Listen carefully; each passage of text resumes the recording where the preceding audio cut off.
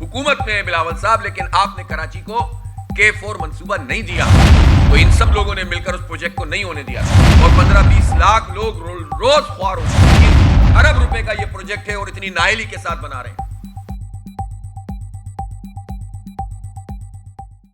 اور جو BRTs کے نام پر یہ جو کچھ کر رہے ہیں اس شہر میں، اس پوری روٹس کے اوپر جو بدترین ٹریفک کی صورتحال ہے، اور یہ اب کراچی والوں کی قسمت میں لکھ دی گئی، اس لیے کہ لینس تو کم کر رہے ہیں، آلٹرنیٹ ہے نہیں ان کے پاس۔ پہلے یونیورسٹی روڈ پوری طرح کفایت نہیں کرتی تھی، اب تو یہ بوٹل نیکس بنیں گے، تو اسی صورتحال سے اب ہمیشہ دو چار رہیں گے لوگ۔ صرف 15-20 ہزار لوگ اس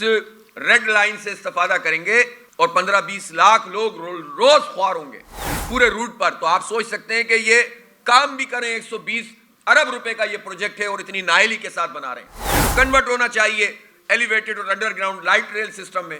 جو کہ نعمت اللہ خان صاحب کرنا چاہتے تھے، اور اس کے لیے انہوں نے ایک روٹ کی تو اپروول بھی مل گئی تھی، اور ایک چائنا کی کمپنی سے بات بھی ہو گئی تھی، لون بھی اپروو ہو گیا تھا، بات آگے بڑھ گئی تھی۔ لیکن اس وقت جو وفاقی وزراء فاروق ستار صاحب، بابر غوری صاحب، اور جو نون لیگ اپنا اس وقت مشرف صاحب کی وفاقی حکومت تھی،